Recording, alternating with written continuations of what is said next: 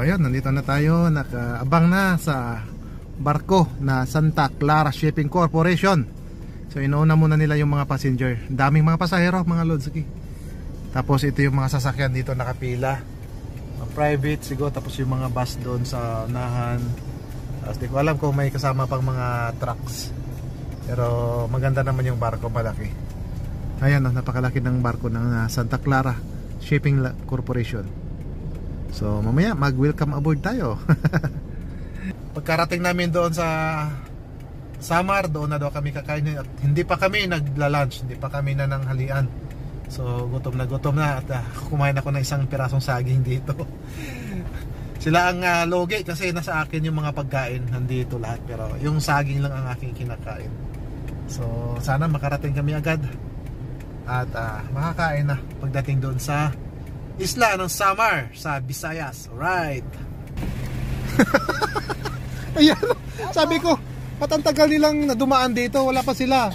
Wala mo lang bedyan eh. Hindi. Sabi ko, pinabantayan ka sa kanya eh. Eh, sabi ko wala pa. Papasok na ako. Walang iyak. Tara, una na kami.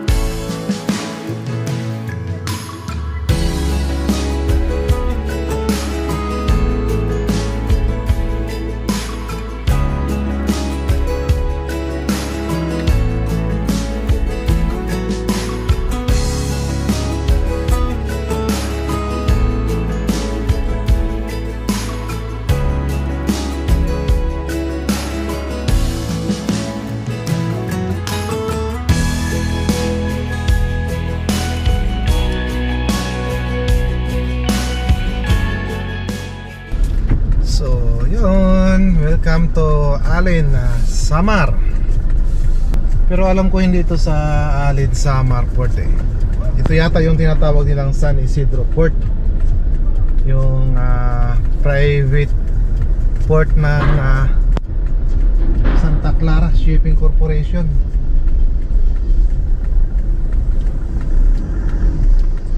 Yeah. Dami na mga pasahero naghihintay oh. Ang daming mga pasaherong sumasakay dito sa sa Santa Clara. Yung side mirror pala natin. Yan, dito natin hihintayin yung mga pasahero din natin.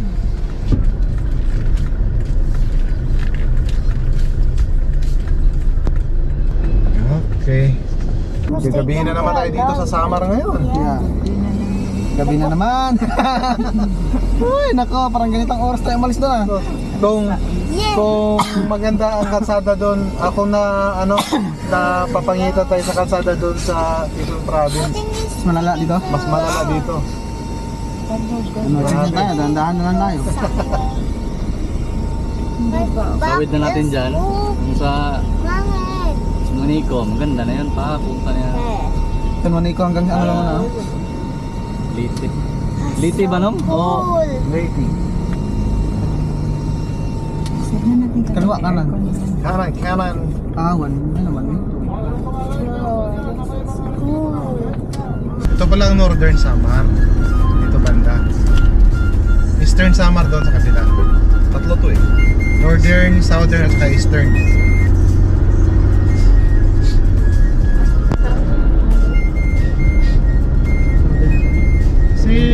Si Marcos Bren, naadadre pre. Sa Samar. Nag-message ko, nag-thumbs up lang man siguro na emergency.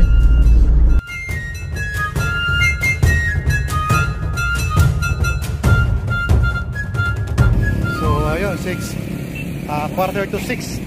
Dito na kami kumain sa Breaks. Ayan, Breaks Bulaluhan Snack House. So Barangay Kulabog, Victoria, Northern Samar. So masasarap din yung mga pagkain namin. Sa dami ng aming in-order, nasa mga 700 plus lang yung binabayaran. So ayan, dami ng mga ulam, daming choices. Ayan, mga bagong luto pa. Ayan, pinailaw pa ni ate. Thank you.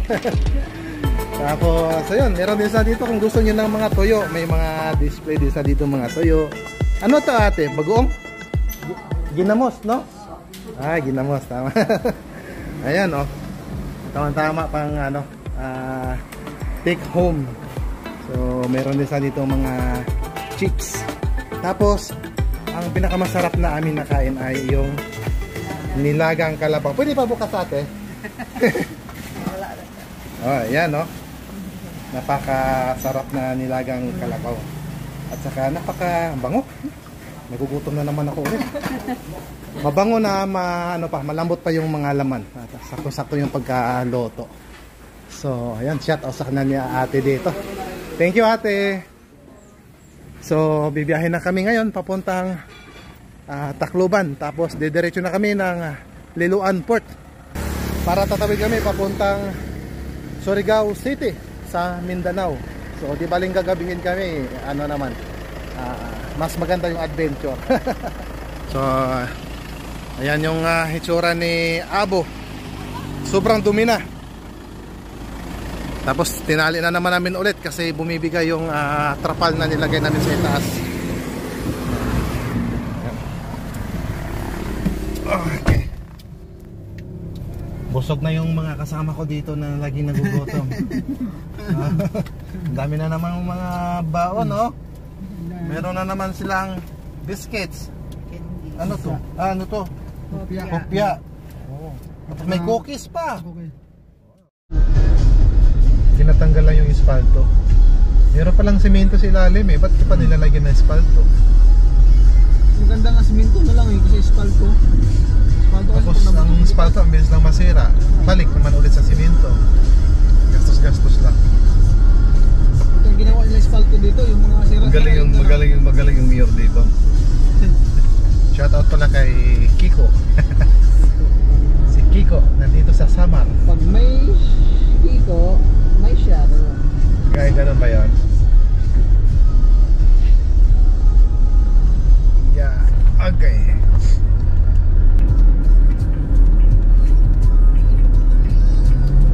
Direction tayo. Pipila tayo ulit dyan. Parang dami dito sa kabila. Dami sasakyan, no? Pila yan dito, bro. Haba ng pila dito.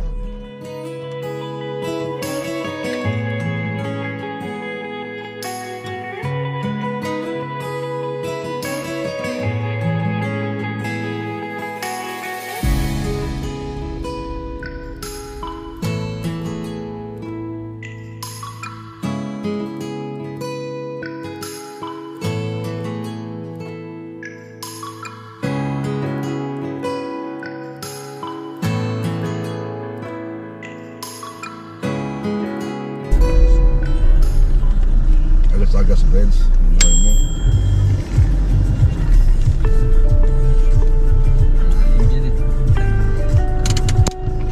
Gusto mo picture? Hindi na. Huwag na. Lapit na tayo eh. Mga 30 minutes na lang. Mga 30 minutes at saka 1 hour. Dilim eh. Dilim niya eh. Lalim yan. Lalim to eh. Okay, sana kung taras na yun, dahil hindi lang matagpapalakas. Walang tubig dyan sa lalim. Hindi makita. Mga bato-bato yan. Kaya ito.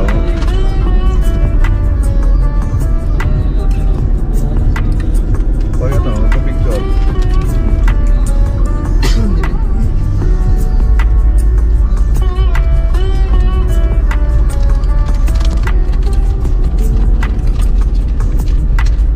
May bahay na dito, ano, lumang bahay.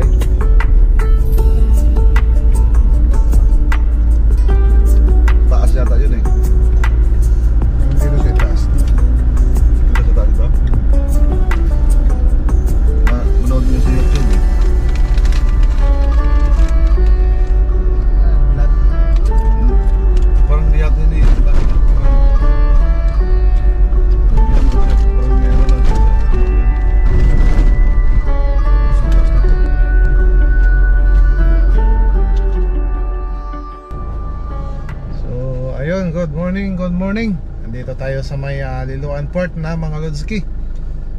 So sa haba-haba namin ng biyahe, ngayon pa lang kami makakasakay ng Roro sa Liloan papuntang Lipata Port doon sa Surigao. Kasi dahil sa sobrang napakahabang biyahe sa mula doon sa Alin Samar papunta dito sa may Liloan. Tapos pagdating ko dito, meron ako mga na-discover mga Lodski. Hanggang sa ngayon wala pa palang mga paskat ang mga bumibiyahe papuntang Lipata, Surigao. So ang barko na meron ngayon dito ay ang Montenegro Shipping Lines. So nag-iisa lang talaga sila, ang Montenegro. So yung masasakyan natin ngayon ng alas 6 ng umaga ay ang Montenegro. So ang babayaran natin sa Innova ay 3,200. So ganoon din siya kamahal. So wala tayong magawa kasi isang barko lang ang gumagana dito ngayon eh. So yan lang naman muna ang mga kunting update mga Lodski. Kaya medyo groggy na rin ako, kaya samahan nyo kami sa aming biyahe papuntang Mindanao. Alright. So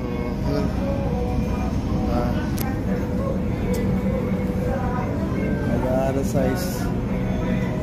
6 na lang umaga. Tapos nandito na ako sa loob, pahinga muna kami. Medyo hindi naman ganun kadami ang mga pasahero dito ngayon. Ang daming mga bakanting mga upuan dito.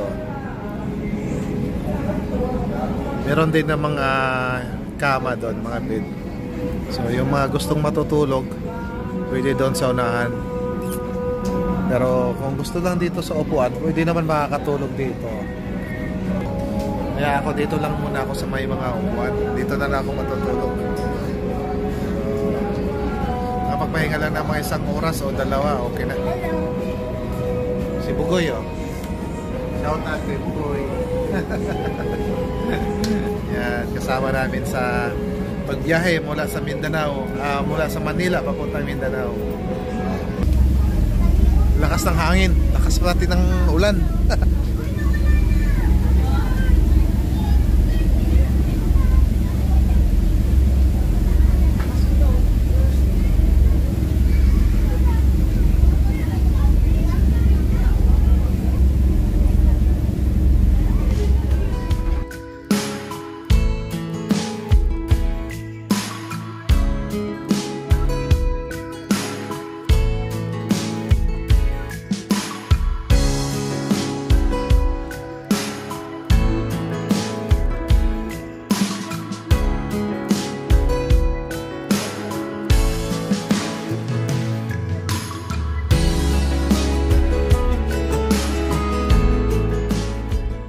Ayun, 10:45 ng umaga mga Lodski. Kakadaong lang ng aming sinasakyang barko dito sa may Lipata Port dito sa Surigao City. So yun nga, sa napapansin namin kanina, medyo sinalubong kami ng malakas na ulan habang paparating kami dito sa may isla ng Mindanao. Buti naman at hindi gaano nagtagal at pati yung malakas na hangin hindi naman nagtatagal. Lugar doon sa Luzon, tapos pagdating dito sa Mindanao napakalakas nung hangin, kaya naninibago, pati ako naninibago din ako. Pero so far okay naman yung biyahe namin, thanks God na matiwasay naman yung pagbiyahe namin at wala man lang kahit konting sign na kakaroon ng bagyo habang nasa biyahe kami. Siguro isang bugso lang ng malakas na hangin tapos ulan. Yun lang naman. So ngayon naghihintay tayo na mag-go signal na yung mga staff dito para makalabas na yung mga sasakyan. So napapansin ko dito sa barko, ang mga kadalasang karga nila ay mga private car. Kasi nga doon sa San Juanico Bridge hindi na pinapadaan ang mga malalaking trucks doon. So ang mga nakakatawid ng Mindanao ngayon ay mga private cars. So kasabayan namin ngayon puro halos private cars, maliban doon sa isang wing van na nasa unahan na sabi nila nanggagaling lang daw ng Tacloban.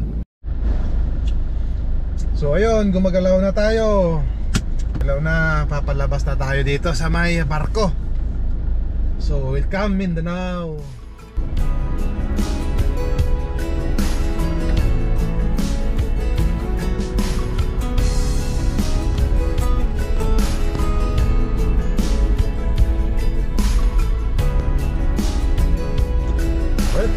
Mindanao, Surigao City, Lipata Port.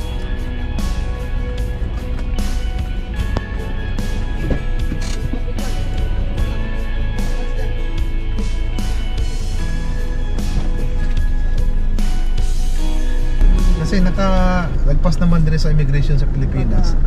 Kasi sa immigration ko ng Pilipinas yung ano, mahigpit na eh. Oo. Ang motor ni ano. Dito, Ang higpit talaga dito. Ang daming nangyari. Hindi naka-flight. Interview. Wala ka tulot?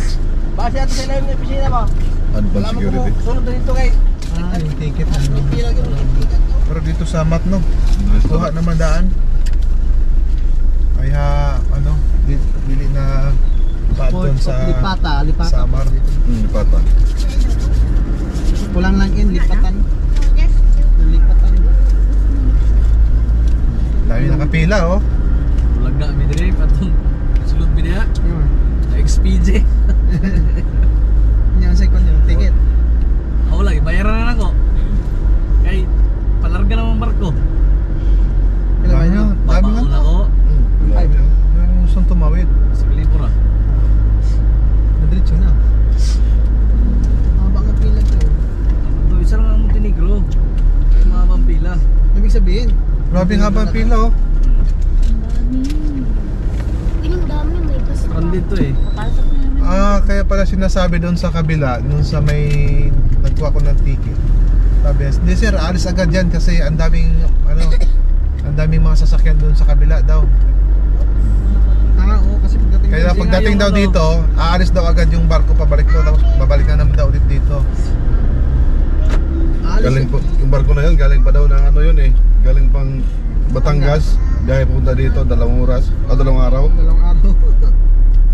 Sabi yung ano, yung crew. Kasi nga doon sa Sandonico, sabi naging stranded. Dami ata yung barko din doon napunta. Sana pagbalik natin hindi ganito. Oo kasi may nasira kasi ano Montenegro eh. Kaya pala bumiyahe yun. Yung Pascat ba doon yung Pascat eh. Siguro bumalik niya yung Pascat. Wala pa daw eh. Ha? Sabi nung security doon sa Landing, Pascat, wala pa daw, hindi pa daw sigurado kung kailan. Paniluan yan. Oh, paano din yan? Tawid sa Leyte. Hindi kasi ito sa sasakay ng Padribuan. Maasin kasi malayo na eh. Pila no? Ikot na sila eh. Baka mamaya yung iba nito bukas pa. Galing. Luwag Mga yan. bukas pa to. Hindi, pag ano yun. Yung Pilado na yan.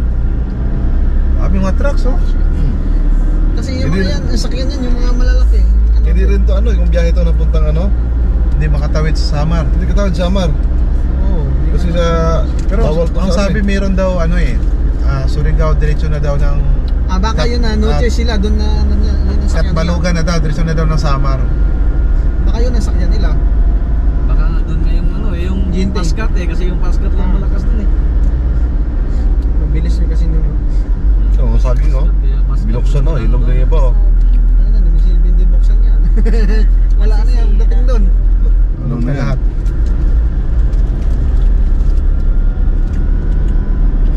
Anong oras tayo umalis? 11. Eksakto 11 ng umaga.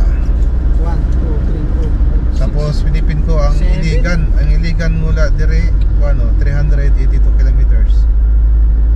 Ang Iligan City. Saan ikuha ni Mona? 7 din dito, atong kanto, that's down. Oo, Mga alas 8 yan. Tutso ng gabi. Kaya pa tayo. ang Let's go. Starts down sa Iligan. Sa Iligan yan? Speak at time of arrival. Iligan ba yan yung ano mo? Oo. Yan ang 720 to? Oo.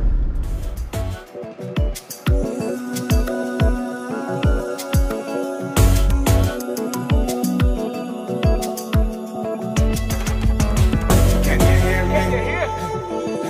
Can you hear me calling you? Can you hear me? Can you hear me calling you? Can you hear me? Can you hear me? Ayun. Lunch time mga Lodski. So para dire-diretso na yung takbo namin mamaya papuntang Zamboanga Sibugay, kaya kumain na kami dito. Oh, Bugay, wag ka sa kalsada ha. Ito yung mga masasarap na tinulang isda. Oh.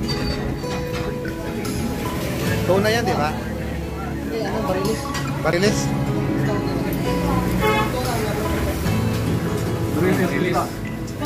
Isdang barilis. Yan yung ano, yan yung highway.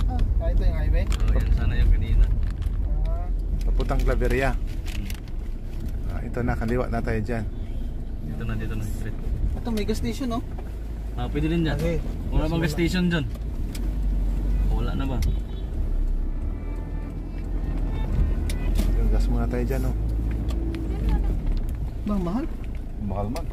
53. Hindi, uy, kaya pa yan, kalahati ba? Wala. Ano pa, marami pa naman. Kaya pa yan. Kaya pa yun dun. Baka makita lang tayo ng Premium naman kasi yung 53 sinabi mo. 49 lang eh. 49 lang eh. 14. Dito na Okay, sa diretso na. diretso na. Dami pa yan. Ano pa eh. Marami pa naman. Wala niya. 53, ano yun eh, premium yun eh. Nagulat siya sa 53. Ano pa, Ako din, noon? gulat din ako sa 53 eh. Tres pa naman. Dami pa. Iniisip ko, wala namang turbo yun. Doon na lang, pagbaba ulit. Meron lang dyan. Ha? Pagbaba Meron pa ulit. sa unahan. O kaya pagbaba kung wala na dyan. Kahit ano pa to, Cagayan, kaya pa eh. Oo. No, kasi malapit lang to dito eh. Sa 4 pa lang yan, no? Oo, dahil pa. Abot pa yan ng mga 150 kilometers. Patris pa lang ito eh. May kaya yan, 150 kilometers. So yung bundok dyan sa unahan, yun na yung pupuntahan natin. 180 nga, ano, Iligan. Iligan, 180 lang? Bago mag-Iligan, hindi. Parating pa to. Doon na tayo sa Cagayan. Baka mahal doon. Mura ang gas dyan. Basta mahanap tayo dito medyo mura-mura pa yun. Basta huwag siya mag-50. Oo. Sayang yung 1 litro eh. Meron tayong ano eh, meron tayong kuta eh. Basta walang 50. Mirano de por kasi. Basta maglalaro siya sa 48 to 49. Oo. 50 kasi medyo mano na rin yung 50. Parang Manila rin na rin eh. Oo, kaya nga nandito tayo sa probinsya eh. Feel the province. Feel the life of the province.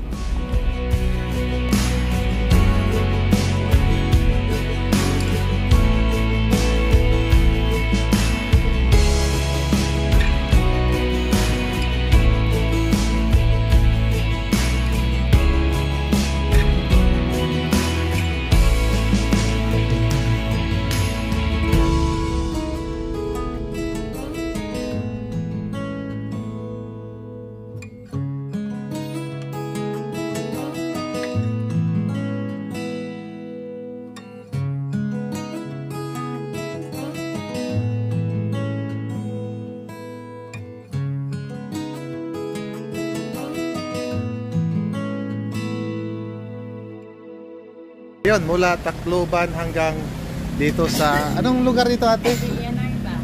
Villanueva. Villanueva, Oriental. Misamis Oriental. So nagpapagas kami ng 1,814. So yun yung gastos namin sa biyahe mula Tacloban, Leyte hanggang Villanueva, Misamis Oriental. So mahaba-habang biyahe pa. Siguro mga 8 hours papuntang Zamboanga, Sibugay. Highway na ba ni Dre? Ayun na to pre. Seatbelt yan kayo. Oy, seatbelt. May ano dyan. Kaya kung hindi pa highway.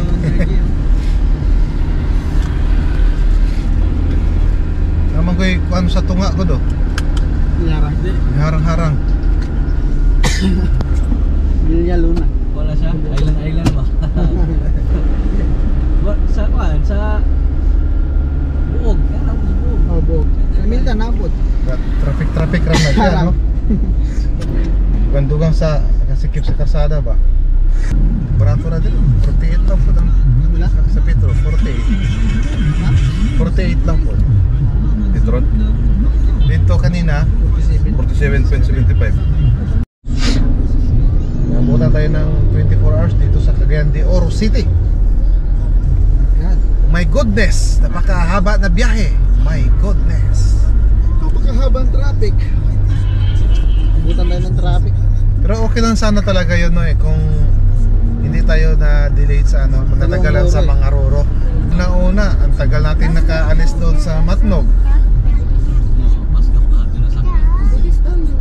Kung nahabol sana natin yung schedule ng Bilis talaga, fast na nga eh. Bilis yun. Cut pa. Mabilis yung cut. Tapas.